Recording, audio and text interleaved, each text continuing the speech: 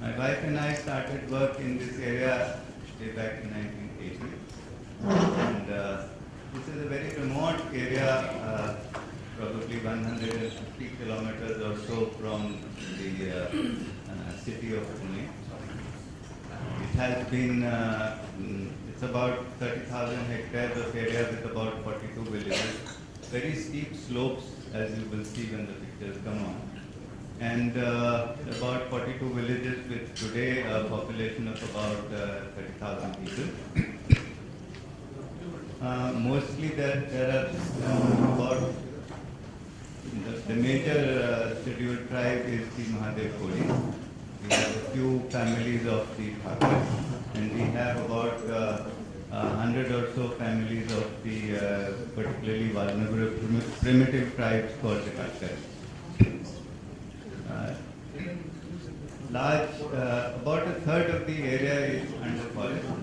There is a wildlife sanctuary declared in the area, and for a long time the forest department has been trying to evict these people from the area. But the people show that there are possibly every village has one or more sacred groves which were conserved by them for generations. One of them is even something like 800 years old. And it was in this area that we first started going in. Initially, my wife spent about 3 years without any program, just going and making contact with the people. She stayed with the people in their houses. She worked with the women in the field. She accompanied them taking animals for grazing. She did the hand grinding of the grains. And something like 2 or 3 years later, so at that time all sorts of questions were asked. Who are you? Why are you coming here? You are probably somebody from the CID, the Criminal Investigation Department of India. If you want to do charity, why don't you dig a well and put your name on one stone there? But none of these were things we were interested in. Do you want to convert us to a different religion? That also was not the. So slowly people got some belief in that this lady is here not for any of her own ideas. And finally, the first problem which came up to them, which they shared with us, was that our children, we have to send our children to residential schools run by the government. They are 8 or 10 kilometers away. From class 1 onward, probably 200 or 300 children would stay in one village, one such school. But they would run back every few days. Even 10 kilometers, 15 kilometers over forest paths, heavily forested areas. They would run back because small children, 6 years old, they didn't like to stay away from their parents. So one of the first problems which the people shared with my wife was that what can we do to get these children to study? We would like them to study. What can we do? So that is how our first program of kindergarten schools, preschool, that started.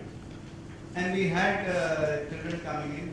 We trained some local teachers from the local area. They knew only the local language. We wanted women to take up this work, but at that time women didn't even had no education at all. So we had male teachers, and they worked from for about 3 hours every day. But tribal men, young men and old. This was an area which is very steeply sloping. It has very heavy precipitation. It has an annual rainfall of something like, well, at that time it was 6,000 millimeters. Now it is about 4,500 millimeters. And okay, so let's go on to the film now. And the green belts are where the forests in Maharashtra are still remaining, where you can see the forest. So, so as you will see, most of the tribals in India reside on borders. They are farthest away from power and governance. They are on the banks of reservoirs, wildlife reserves, and so on. So I'll now take you to some detailed information about the Dimbe Dam, the area in the future. So this is the location. It is about, roughly about 200 kilometers as the crow flies east of Mumbai. And this is the Ambegaon block of Pune district. In India, the districts are divided into blocks. There are 13 blocks in Pune. And the tribal area, as you can see, is extremely on the western periphery.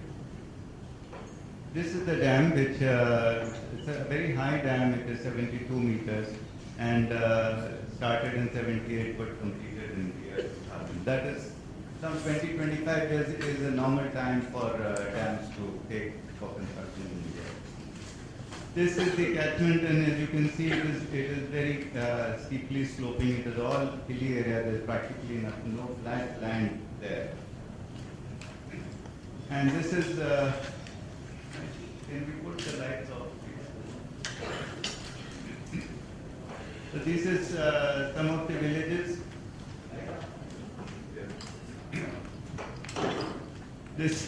So these villages are on the hilltop, and they are surrounded by forest. And this is an old picture. We didn't have color pictures at that time. This is my tribal friend in Timpergani village. Now this is the weekly market of those 40 villages. Every Wednesday it used to be a market there, and in the 80s. But next, then the dam came in, and everything got submerged. Next. So this is how 13 villages were submerged, 11 villages were partially shifted out. So many families had to, some 19 villages are there around the reservoir area. Next. So as you will see, the water is within a couple of 100 meters from the houses even today. And our poorest families are the Kashkaris. But even today, almost all the villages next to the reservoir, in the summers when the water goes down, this is how on the left they take water out cup by cup. On the right hand side, all those wells got broken by the submergence in the dam. And recently we could involve one company to do the CSR initiative and to build a well. But the work was not complete, and this is how the women fetch their water. They go into the water on boats and so on. But this is our the poorest families, landless and houseless. They are good fisher people, but they are indebted to the brickmaking kiln owners, so that they will have some survival. Next. So these were the four opportunities which we had for sustainable livelihood generation, and we'll go through each of these turn by turn. Next. So forest conservation, as I said, there's a wildlife sanctuary, but there are also sacred groves in the area. Next. It is the tribal people's belief that the forest is their mother, and that they exist on the milk of the mother and not the blood. And when my wife asked one of them, what is the meaning of the blood and what is the meaning of the milk? So they said that if we cut the trees completely, then that is the blood. If we exist on whatever is the fruit and whatever is the annual increment of that, then that is the milk. So that is how they have tried to survive. And this is just a photograph for you to see that on the western slope, it is very steep cliffs, and this is how it looks in the rainfall. So these are some of the sacred groves in the area. And this is the largest sacred grove of the area where the river Gode originates. Let's go to the next one. So inside you will see it's 5 or 6 acres in area, but there are many different types of shrubs and climbers, and there is a giant Indian red squirrel in the name of which the wildlife sanctuary has been made there. This is an 80 or 100-year-old climber. This was the view of the botanists whom we got there. But this was to be cut in the year 83, 84. But by then, my wife had already gone to the Himalayas to see part of the Chipko Andolan, where people would hug the trees but not let the outside contractors cut them. And that is how, with the same means, this sacred grove also was not cut. The people organized to say that it should not be cut. So these are the large trees which were not cut at that time. And the effect is that all the other 40 odd sacred groves are still there. The main forest produce there is myrobalan. You can see people have to climb up on the trees to take these small nuts out. It is used basically at this time, harvested in April, May. It is used for Ayurvedic medicine, but harvested in after Diwali, so around now, let us say, then it is used for the vegetable tanning of leather. But now all our conveyor belts are rubber, or our shoe soles are rubber, so there is no use for this. It is purchased through monopoly procurement by the government under a nationalized forest produce, and this becomes a problem because that, number one, there is not enough interest in the world. It's a very niche market with synthetic chemicals coming in, with synthans coming in. The cycle time of tanning of leather can be reduced 1/3 and at 1/3 of the cost. So the use of this is going down. Next. And this is how the sanctuary was declared. All the green areas are the 4 areas of the sanctuary. 3 times the inquiry into the settlement of rights was done. It was done by the collector in India. And people demand for co-management. It has now come into the Wildlife Protection Act after 30 years of effort by so many organizations across India, but it has still not been implemented anywhere. So we try to use the Forest Rights Act to get some community rights for the people, but the implementation of that remains very poor. So then we come directly to the other land-based livelihoods. Next. So you will see roughly 1/3 of the area on the right-hand side, that is the forest, and the lower bit, the reddish part, that is the unirrigated land. Paddy terraces on top and shifting cultivation with 4 different hill millets on the lower side of the picture. Next. And these are all the shifting cultivation, the millets are there, but people come together to do the selective weeding of that. Next. So let's look at some of the land use statistics. For Maharashtra, the gross crop area is slightly more than the net available cultivable area. But in the Dimbe Dam catchment, the land available for cultivation is much high, and the gross crop area is not even half of that. Next. So this is a traditional system of cooperation. You saw part of this in the film. So the people come together and they make this sort of small stone bunds. But if you see on the pie charts, the current fallow, roughly half the land is fallow. Barely 5% to a maximum of 9% of the cultivable land is under paddy cultivation, which means that it is cultivated every year. All the rest of it is Rabi, Varai, Sapa, all the 4 other colors. They are shifting cultivation crops which have to be changed every year, and half the land then remains fallow. Next.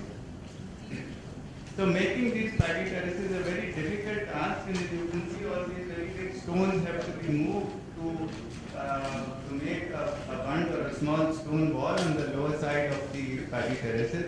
And the size of this room is this size of a field is generally not available. Even the fields are probably generally half of this size. Very few villages have paddy fields which are the size of this room or twice the size of this room. Next. So it is very heavy work, it is very hard work, and this is how people do it, but they all do it in a group so that people will come into my field for the first day and Rashmi's field for the next day and his field for the next day. So we do one round of work.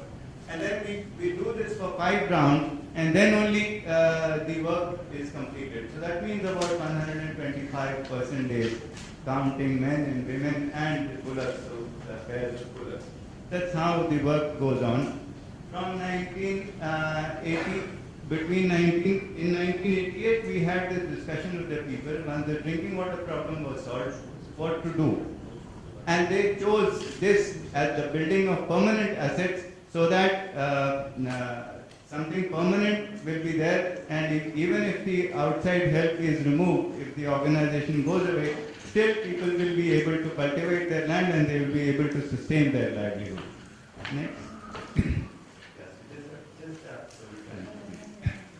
So 1989 to 1993 we had different, the same system went on. Just some figures, just keep on talking then please. So as a result of 4 years of work, the food availability increased from 6 to 7 months, it increased to 10 to 11 months. The condition was that for each family, one family would make at least one paddy field of between 400 to 500 square meters area every year. That was the result of it. And the first support which came from government came in 93-95. And I should like to give you another introduction to Mr. Krishna Vatsar. He was the additional tribal commissioner at that time, and it was because of him that the government of Maharashtra first gave the first money of that. Next. So then the government sanctioned a pilot program for the under the National Rural Employment Guarantee Scheme of Maharashtra. That it was in 2002, and this came because people from those 4 villages where we were doing the work, they said, but why should this benefit be limited to us only? We should go to government and everybody should be able to get the benefit. So people from 13 villages and 25 hamlets came together, and it took them a long time, but then we got a pilot program for 2 years. 2002 to 2005, we completed that work. At that time, government entrusted us with the coordination, so we were able to take the whole thing much further. And then the scheme finally got sanctioned with funds from the Tribal Development Department in 2009. So it took 7 years of persistence of the local people, and we supported them. So that finally the work the scheme was sanctioned, and between 2011-12 to now, so 2012-13, something like 300 odd hectares of such land has been built by farmers from 42 villages of the area at a cost of over 40 million rupees. Now, there had to be a reason why government should invest into this, and it was our contention that the dam which is down below, it is getting silted up, and we showed that this is my friend Dhaula Gavari from Pimpagane. He shows this is the amount of silt which was collected in the dam, and yeah, just tap it on please. So it was predicted that the siltation would be double the assumed rate, and half of the silt would get deposited in the live storage. So the economical life of the dam would be reduced from 100 years, it would come down to 50 years. This was a part of a report from the Water and Land Management Institute of the Government of Maharashtra. And next. Yes, just keep on tapping. So this was our contention, that for every field of 500 square meters area, you get about 150 cubic meters of silt trapped into it in 5 or 6 years. And with so many landowners and with 2 new paddy fields every year, we can produce a total silt trapping capacity of about over 7 million cubic meters just in a few years. It will not be in one place, but it will be in 20,000 different terraces, if one may say so. But this is how the life of the dam could be increased. Also, it would provide permanent livelihood, sustainable livelihood to the local people, and that got accepted because of this, because this somewhere made it a win-win situation, and therefore it is our contention that we should respect whatever is the local technology in the area. Next. So it required, all this program required a lot of support, a lot of organization of the people, and the people were coming together and discussing, oh, so the government is making this opposition, so what answer should we give? If that is the argument, what should we say? This is how the whole process went on. Next. And then when things were not moving, they decided on their own that let us put pressure on the people, and they came in large numbers, men and women, at the Taluka place, at the block headquarters, to show to the government that this is really important for us and they should seriously consider it. Next. So it was sanctioned under the Employment Guarantee Scheme with an outlay of 43 crores of rupees. It was the first such scheme in Maharashtra, and till now something like 400 lakh rupees worth of work has been done, and slowly, so this is about 300 hectares of land, slowly the malnutrition, the not enough food to eat, slowly that problem is being tackled. It will take time for it to be completed, but slowly that is now going on. Next. This is the other natural resource which we felt should be taken up. Drawdown land is the land which becomes available around the edges of the reservoir when the water is released for cultivation. Next, please. So as you can see, this is the cultivation on the edges. These are some of our villages there. Next. We have a submergence area of about 2,000 hectares, and the area available for such cultivation is about 500 hectares or so. Next. But these small pumps, we made a small contribution. This was in 2008, 2009. With that small contribution, people were able to get such crops. And next. So in 2008, the yield without the irrigation was 50 quintals. In 2009, it was close to 300 quintals. And that is how things kept on changing. For these people, all their productive land had gone underwater, and their only chance was to migrate. Here, with this small input of one pump being shared by 5 or 6 people, this is what they got. And then there was a question of how we may increase the productivity of these fields, but it is not good enough since we are also doing fisheries. How, what we may do so that the fisheries may also not suffer. So we were thinking of optimal production, not maximum production, but optimal production. So some answer, some organic answer for this. So Dhencha is a crop which it has, the root has nodules and it fixes nitrogen. So we planted it as an experiment some years ago in some of these drawdown lands, just when the first rains came. It grew up, and then the water filled up in the dam, and it all went underwater. And once it was underwater, the fish started to come and eat it. All that organic matter dissolved in the water, and the net aquatic productivity of those waters, which was about 225 units, slowly went up to about 500 units. And the other benefit to the farmer was that when the water goes down and they use it, where they were growing some 3 quintals or 3.5 quintals of wheat, they would start getting something like 5 quintals of wheat. So there was a benefit for both the people. Next.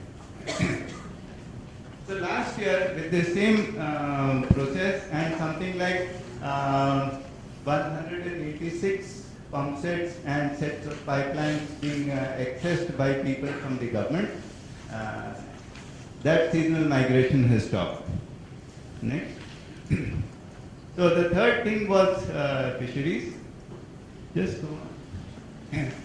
This is a map of the area, and you can see So we have something like 257 odd fisher families, and all this, the blue area is water.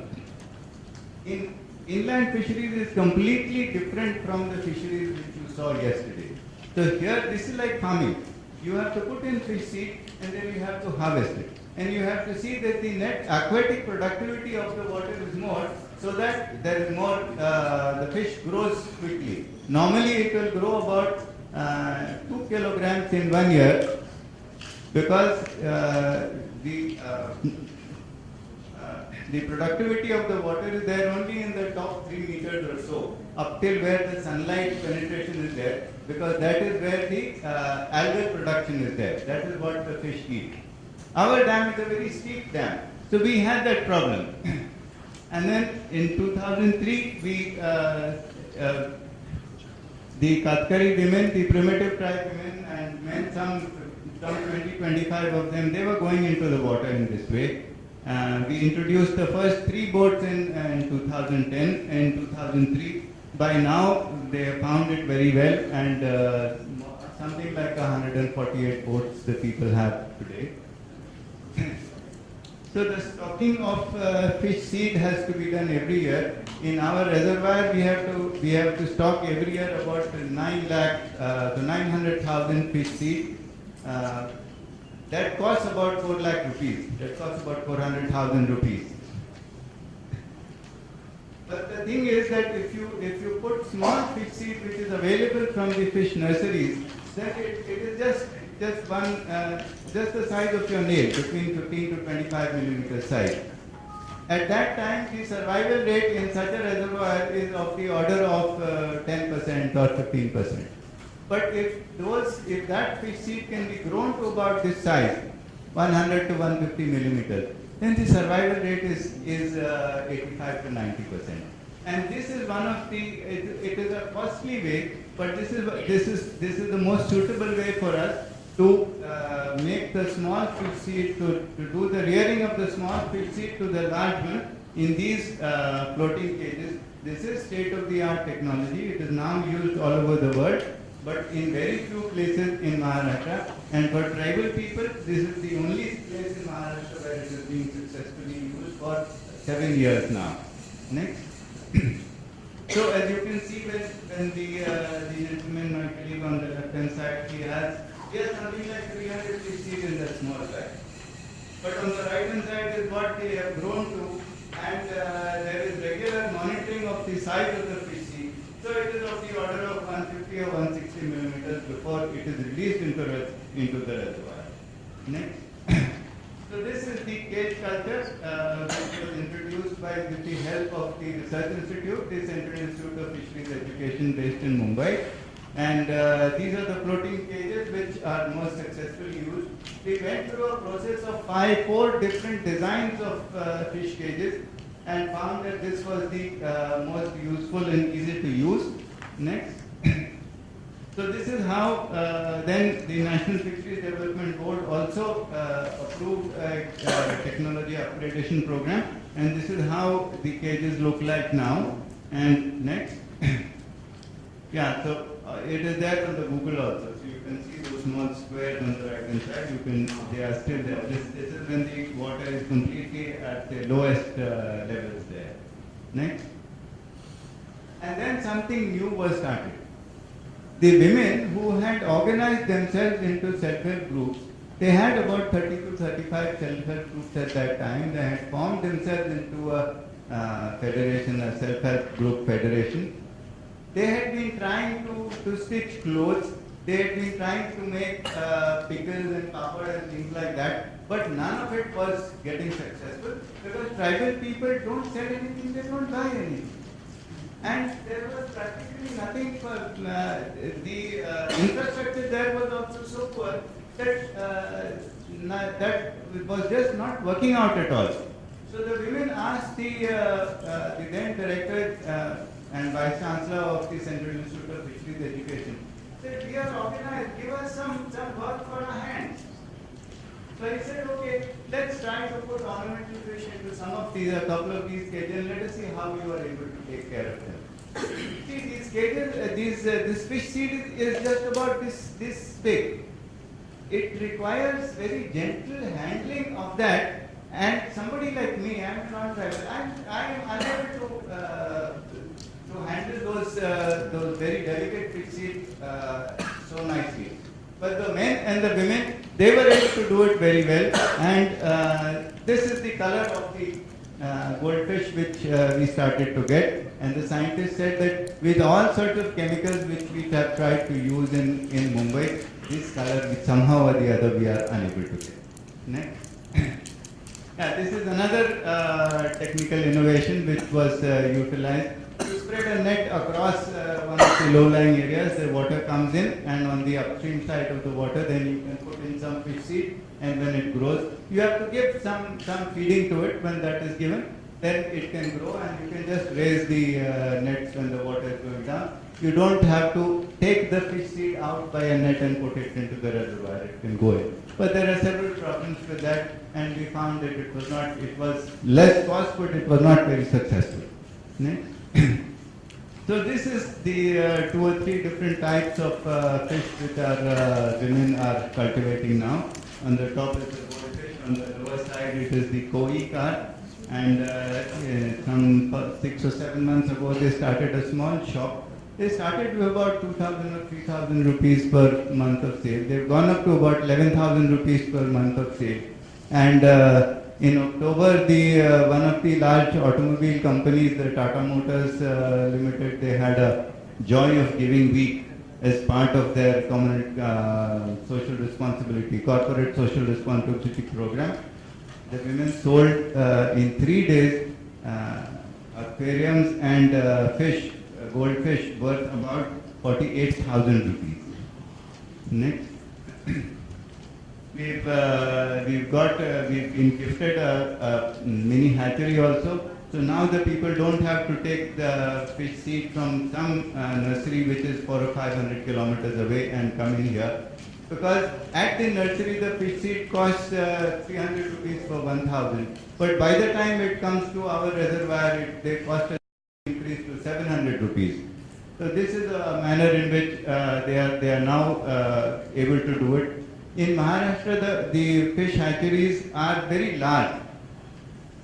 They will produce several million fish seed at a time. But that requires a lot of very highly trained people, and in such interior areas they would not come. So we said we require 100,000 fish seed every year to be put in. 9 lakh fish seed, let us make 10 lakh. Let us make only 1 million fish seed every year. So a mini hatchery on a trial has been put here, and the first time they did it, they were able to take out something like 4 lakh seed, out of which some 3 lakh has survived, and it is now going to be put over the next few days into the reservoir. Next. Yeah, so on the left hand side, one day in the year there are boat races of men, of women, of couples, of children. One day when we don't bother about the trials and tribulations of life, but it is just great fun. And the catch which the women are seeing there, that is like now. Next. These are our small disasters. One day of floods, and something like 6 or 7 lakh rupees of fish, it just came down from these gates on the dam, and that was in 2011. In August of this year, we lost something like 10 lakh rupees worth of fish seed in 2 days. Next. So this is just a picture to show how the size of the catch composition changed. 2006 it was just local fish, a very small fish of maybe 4 inches length in size. It goes for about 20 or 30 rupees a kilo. It is local fish. It doesn't provide any money. Slowly the larger fish started growing. We had some 3,000 kilos of the large fish in the first year, and but in the first year the average size was something like 700 grams. In 2009 it was already something like 2 kilograms. Next. This is what we have now. This is after 7 or 8 years of work. And next. This is our fish catch now. Next. So then a little bit about the organization there. So 32 women self-help groups formed themselves into a self-help group federation, and the People's Organization, which was made in 2003-4, that metamorphosed into a cooperative society which was registered in 2006. It had 147 members then, it now has 257 members. Next. There is good participation of women and men, all the people together in the management of the Fish Society affairs, and a lot of transparency is maintained, so that one person will go to collect the fish on a motorboat at 14 landing centers, but another person will collect the money when it is given to the contractor. On the same day, whatever money whatever sale is made, that is deposited into the bank, and all these members, they are encouraged to come and look at the whole process anytime and every time. So there is a lot of control of the local people. They get paid once a week instead of every day. They get paid once a week. But this is how the system works. Next. So there is a strong organization of the people. There is aggressive stocking of fish seed. There is the involvement of the government. There is the involvement of the research institute, and the local people are there. So slowly they have come to a situation where they are able to make some money out of it. Last year was the first time when the Fish Society came into profit. But now there is a change in government policy and the whole thing might get threatened. Next. Yeah. A lot of we saw some houses yesterday. I thought our people have also made some houses. So just some of these houses which the Katkari tribal people, the landless and houseless people, we purchased land for them, a small piece of land, and made it legally into their name. But they are just brick makers. It took them 4 years to convince the government that give us the work and we will make our houses ourselves. It took 4 years, but finally it got done. The money got transferred, instead of to the people directly, it got transferred to our organization. But this is how the progress is there. Next. By the end of March 13, in 3 years, some 20 houses were, 3 months, 20 houses were built. It was already March at this level. And next. And by July, 20 houses were completed. It costs about 1 lakh rupees is given by the government. The houses have cost a little bit more. The bricks would have cost 5 rupees per brick if we had bought it from the market. Because the people made it themselves, it cost only 3 rupees, so there is a substantial saving on that. These small houses, which are something like 430 square feet inside, their design was changed 7 times in consultation with the people. Because they said, no, the door should be on this side or on that side. The toilet should be inside or it should be outside. The slope of the roof should be like this or like that. Should we have 2 windows to this room or 1 window to this room? And then there was a long discussion which stopped the work for about 2 weeks, whether we should put asbestos cement sheet on top or roof tiles on top. And the women were saying, we want roof tiles. If you guys put asbestos cement sheet, then all the smoke of the wood burning stuff, they would go into our eyes. But then there was a 10,000 rupee difference in cost, and finally the AC sheets had to be put in. Next. Yeah, so let's get back to timber fisheries. So this is the progress. Initially we were fishing in a year, we were fishing about 79 days. Last year they have done almost 290 days of fishing. And in the first year their gross sales were about 7 lakh rupees. For the next year it was 5 lakh rupees, 6 lakh rupees. In 2012-13, after the audit, it is clear that gross sales have become almost 20 lakh rupees, 19,94,000 rupees. The gross wages paid to which the people took from the society were something like 8 lakh rupees this year. Whereas earlier they were less than 3 lakh rupees when we had started. So has taken time, but slowly they are now able to manage their whole situation and become economical now. Next. And then from the nearby dams where the people are displaced and where the same tribal groups are living, those people are coming together, and we have invited government and other people, and slowly the message is spreading, and people would like to use to take our help and set up their own cooperative societies to do the fishing in their dams, which are 30-40 kilometers north, 30-40 kilometers south. So some 6 or 7 dams, this process is now going on. Next. Okay, just some 4 or 5 small slides of our disasters. We have a lot of teak trees in our area, and in 2008 there was a pest attack. So all the leaves fell down into the water. They came into the water with the rains. There were these caterpillars which you see. When the people would put in the nets in the evening, next morning they would come to collect the nets, and they were already like the ropes which you see on the left hand side. The water had become very sticky, and they had to use detergent, and they had to wash the nets like clothes. They had to rub and scrub, and then only they could put. But for something like 2 months, the fish catch, which was 700 kilos every day, was down to something like 40 or 50 kilograms. It was only when the water was released from the dam that and the whole top layer of 2 meters went out, then only we could start getting some fish. But very small number of people involved. It didn't. It was not taken into cognizance by anybody. Next.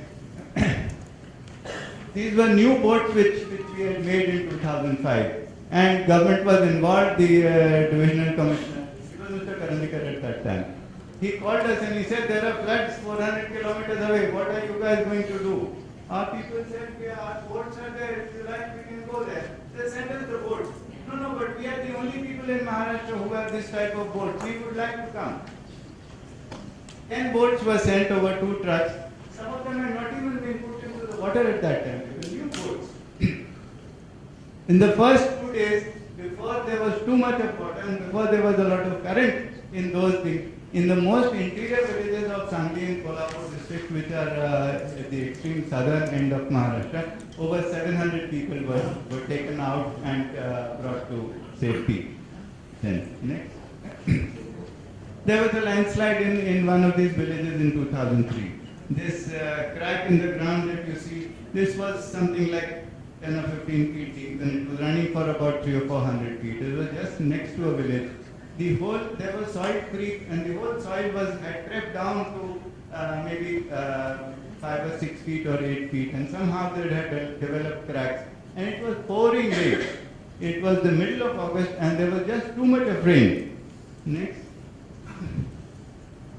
Within 15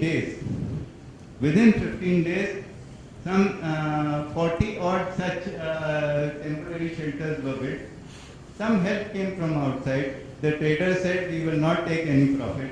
All the material was developed there. One village sent its boat because the approach was by crossing this stretch of water that you see on the right hand side. In any disaster situation, a lot of help comes from outside. A little bit came to our place, but what was important is that we approached several of the villages where this had not happened. And we said, those people are in such and such a situation, what can you do? People came on their own expense. For 10 days, groups of 40 to 50 people traveled up to this village. They worked from morning till night to set up these sheds, and every house, over 600 houses, provided at least one long pole of wood, which was something like 12 to 15 feet long. From their own houses, by themselves, they said there is so much help coming from outside. These are our neighbors, these are our brethren, what we should do? They provided it, and they provided it at their own expense. There were only 2 small trucks in that area. They told the truck owners, we are only going to give you the price for the diesel. You will take us there, we will take our poll, and we will set up the whole thing. All that we as an organization did was to provide some rice and dal in the daytime. And then they went back in the evening. All their organization was also not done by us. So whether this village would come and when Pimpagane would come and when Ahom was organized by them. But for 10 days they did it, and in 15 days we were out of this thing. Next. Yeah, this you have seen.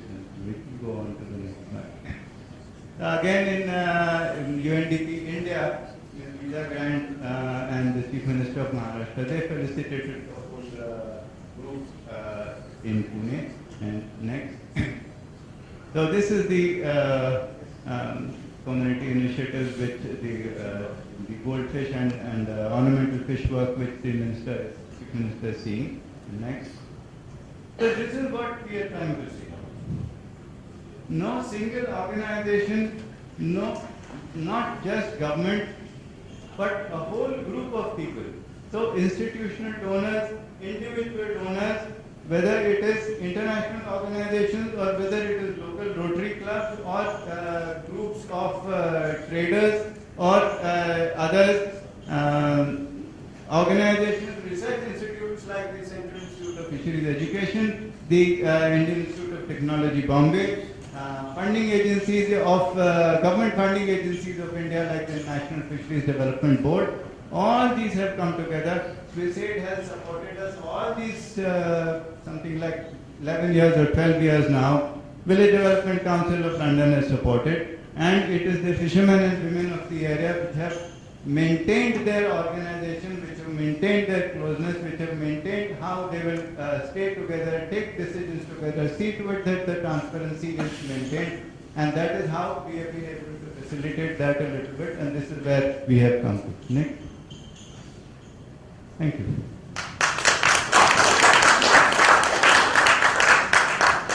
First of all, I would like to congratulate you for the excellent work you have done for the livelihood support of the tribal community living there in and around the Dimbe Dam. But one thing regarding the land rights of the people living there. But as per the Tribal and Forest Dwellers Act, it is the Gram Sabha.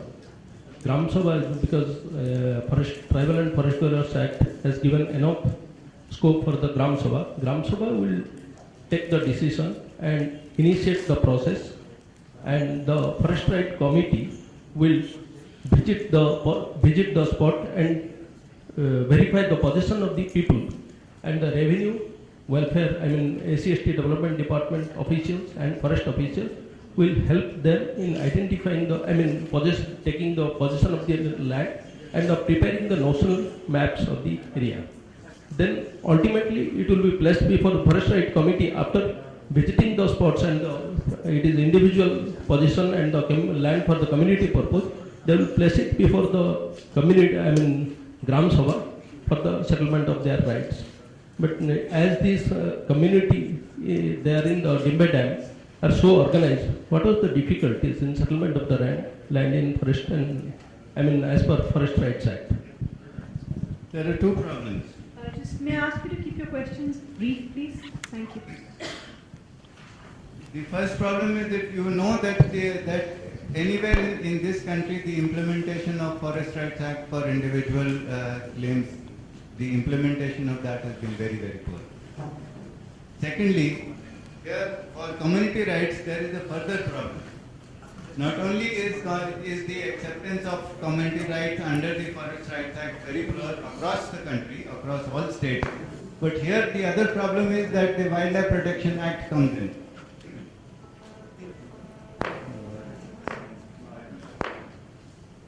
The Wildlife Protection Act, with the amendment of 2006, is in place, and the government refuses to accept that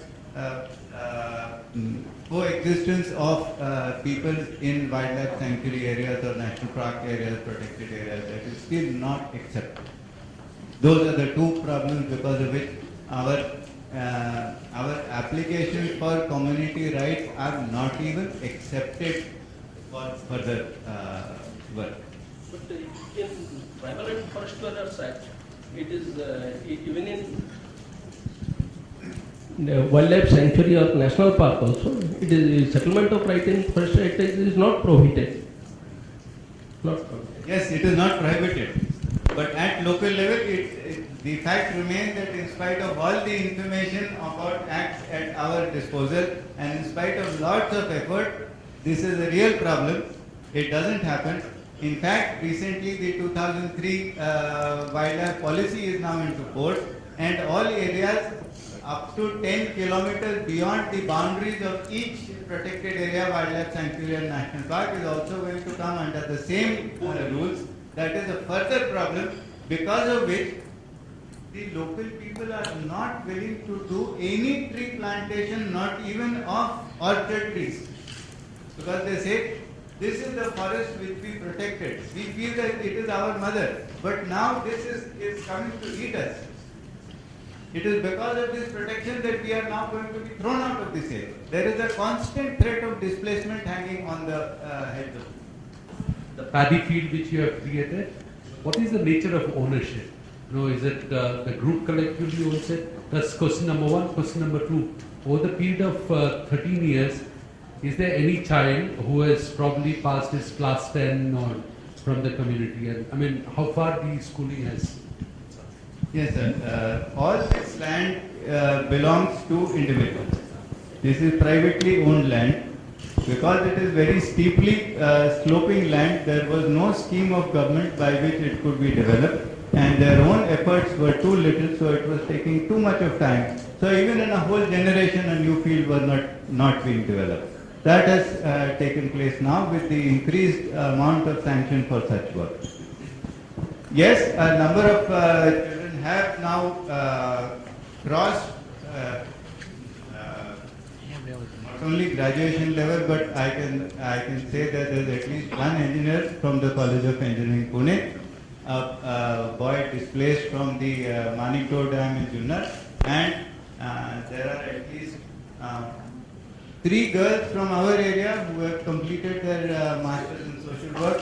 There are a number of them who have completed BA or BSc. In fact, two of the girls who are now working in our office have completed their BA after 5 years. They are now enrolled for MA, and they are also doing all the accounting.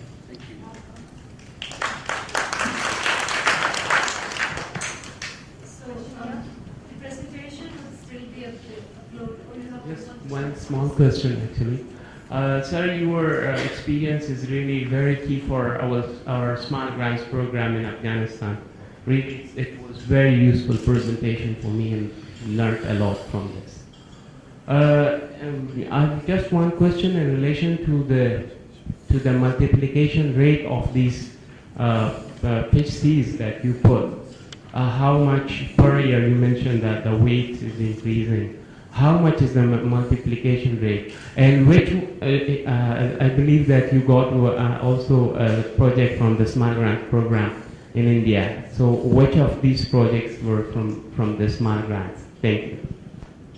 Yeah, I forgot to mention that our ornamental fisheries work had just been approved under the JEP Small Grants program, and the effort is to put it on a sound business footing in the next 3 years. When we take the small fish seed from the nursery, it is about 15 to 20 millimeters in length. At that time, if it is put into a large reservoir, the survival rate is something like 10 or 15%. If it is grown up to a length of over 100 millimeters, the survival rate is 85 to 90%. This is true of whether it is ornamental fish or whether it is other fish, Indian major carps, the large fish which are cultivated in our reservoir. The only thing is that in a large reservoir, the number of fish which has to be stocked is very large. Whereas for ornamental fish, it can be stocked in cages, it can be increased to a saleable size, which is up to about 3 inches to 4 inches, and then it can be sold immediately. That is the situation. last question from Anand. Sorry, this may sound a very stupid question, I'm very sorry. as far as I can see, the women and the men in the 30 facilities are equal footing and they are there for every decision making. I also saw one slide on the conversations for the what role play the woman has to play socially and you can see as additional advantage and a separate unit for that. And the idea of organizing the women came first because it is our experience in inland fisheries that fisheries and liquor go very closely together. So the initial idea was that women should be organized and let their organization take the control of the fisheries. However, when it came to a situation that the dam should now be taken into the control, the Department of Fisheries, the officials told us, but we don't have rules till now.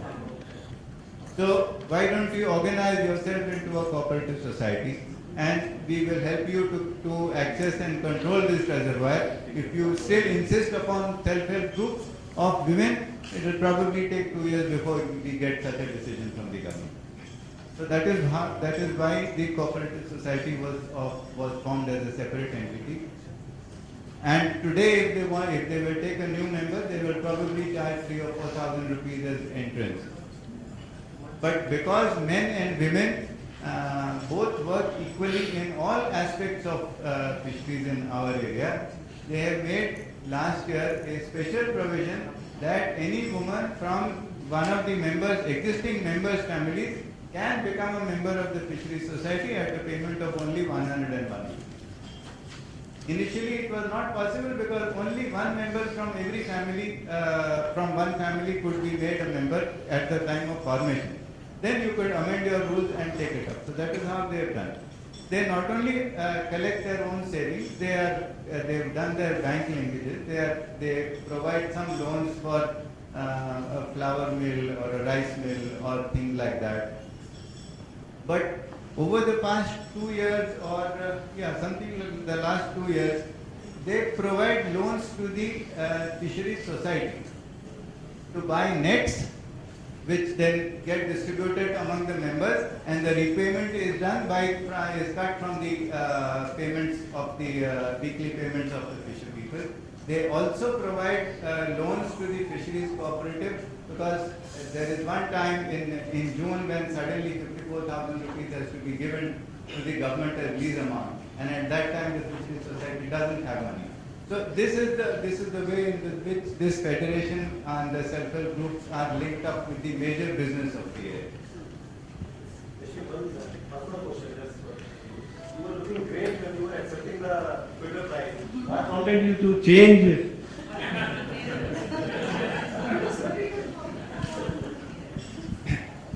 My wife fell very sick in March. She had a cerebral stroke. And when she was coming out of hospital, for 5 or 6 days, she said, Anand, what is this about your beard and your long hair? I said, okay, let this go. This will grow again. You get better. You're much better now.